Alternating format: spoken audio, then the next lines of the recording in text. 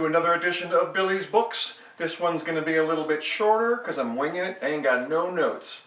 I got this book a few years ago, The World of Ice and Fire by George R. Martin and ghost written by his minions. I think this is one of those things where he gave them an outline and he handed it to them to flesh it out. He may even do that with his real books, who knows, hopefully not. Anyway, this is kind of like a Bible. It has a Bible vibe of going through the ages really quickly with like a paragraph for like, each 5 years or something like that. And it's like a page, anywhere from 1 to 5 pages per monarch. It tells the stories of all the monarchs of Westeros. It starts with in the beginning there were the little people and stuff like that. And then they eventually get to Aegon the Conqueror, Aegon the Conqueror's arrival is year 0. It's a story of all the Targaryens, of course, following their heritage. They have all incestuous monarchies and stuff like that to keep the dragon blood pure, which yields weird results.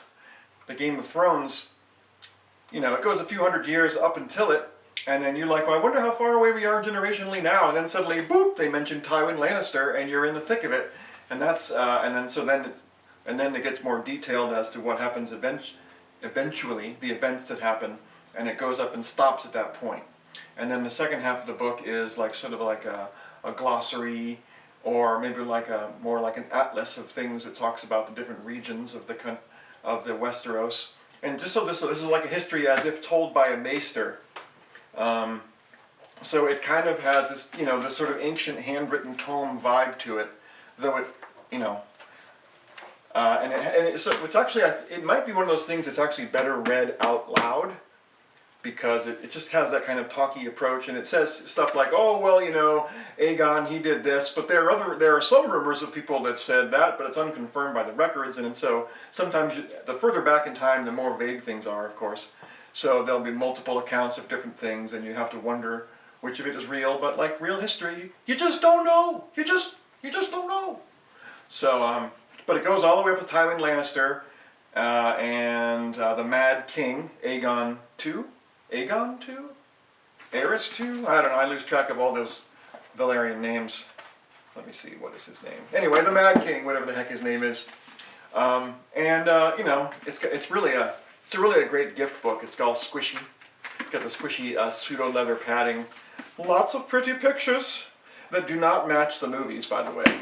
Once again, Tyrion is ugly, and all these people are ugly, and there's a picture of Tywin Lannister, and he looks nothing like the guy in the TV shows. So there you are. Which is unfortunate, because now when I read, I see all their faces, even though I read them before the TV show came out. So this is a good kind of a gift book, maybe a coffee table book for fans.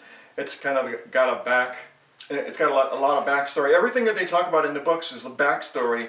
This is like a reference to all those backstory stories about all the different kings. And if you like Game of Thrones and you're kind of obsessive about it, this book's good for you.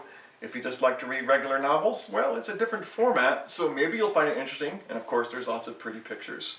So I'm glad I got it. And also, it took me a long time to read it because I would just pick it up and put it down over the years. As we got closer to the Game of Thrones time, I couldn't turn it, the stories get more vivid and then it's harder to put it down, so I kept turning the pages. And here we are, so if you can't do a review.